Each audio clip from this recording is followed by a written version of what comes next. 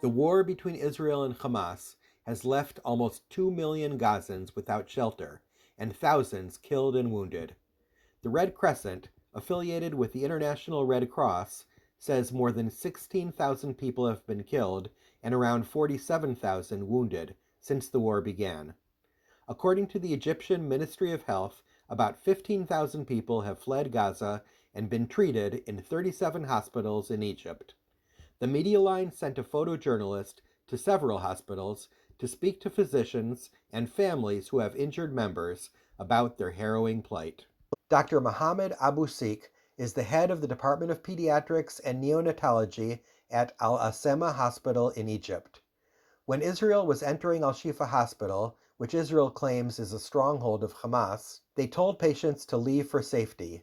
The new administrative capital hospital, which is located 250 miles from the Rafah border, opened to service the prenatal patients who fled from Gaza. In Al-Asima Hospital, we received 16 patients from Al-Shifa Hospital. Their condition is very bad, very poor. Around half of them have improved and were transferred to their nursery care. Others are in the neonatal ICU taking their medication, and we are preparing to discharge them shortly. Wisaf Al-Bina spoke to the media line on behalf of his sister Noor, who had given birth to twin premature babies in Al-Shifa Hospital, and who was transferred by the Red Cross to the Emirati Hospital. From there, she was advised to go to the new administrative capital hospital. Noor is 29 years old and has 3 children. One child passed away a week before the war, and her remaining children were in the nursery in Al-Shifa Hospital. As the situation worsened during the war, she felt anxiety and fear, losing hope in keeping her children until the Red Cross intervened.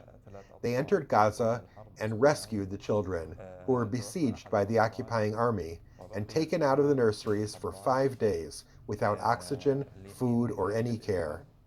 The children were born weighing about 2 pounds each, and thanks to the care here at the new administrative capital hospital, with nurses, doctors, and responsible officials, the children have gained weight and now weigh about 4 pounds. One of the children has been discharged, while the other remains for further treatment. Another mid-sized hospital, Sheikh Zayed Al Nahyan Hospital, is also a 1,000-bed facility and has been admitting Gazan patients for treatment.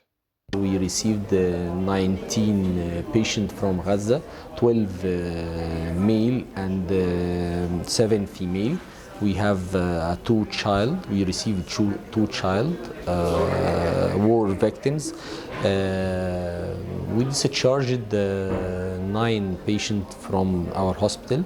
Now we have 10 patients, 3 in ICU.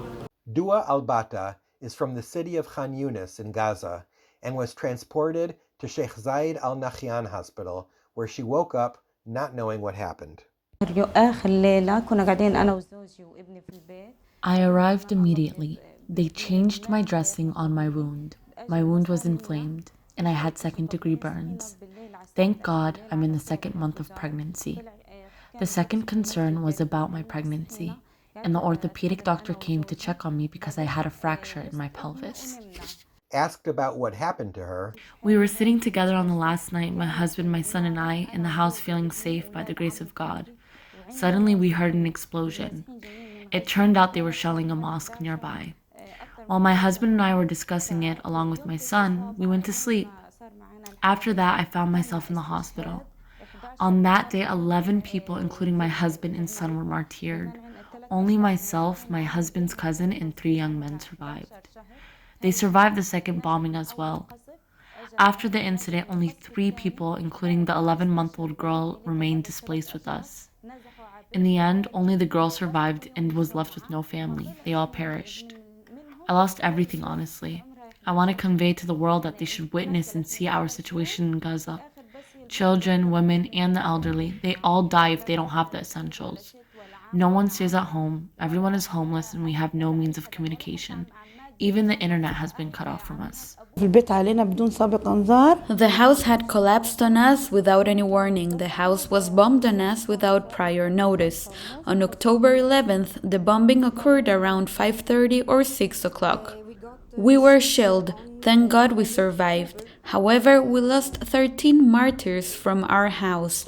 I was bleeding for 3 hours without any medical help because the Jews claimed that our area was closed military zone. The civil defense couldn't reach us and the ambulances took a long time. Rueda had fractured her leg. She was evacuated to Kunduz Hospital, but medication was scarce and gangrene set in. She was then evacuated to Sheikh Zayed Al Nahyan Hospital, where her leg was amputated. Patients suffered from a lot of post-amputation raw areas and infection. We had burn for the patient from the second and third degrees. The patients underwent many of operations before arriving here to the hospital. But the point that all the operations that underwent for the patients were infected, and this is because of the transfer time from their hospital to our hospital. From Rafah and Cairo, Ahmed Abu Reem reported for the Media Line.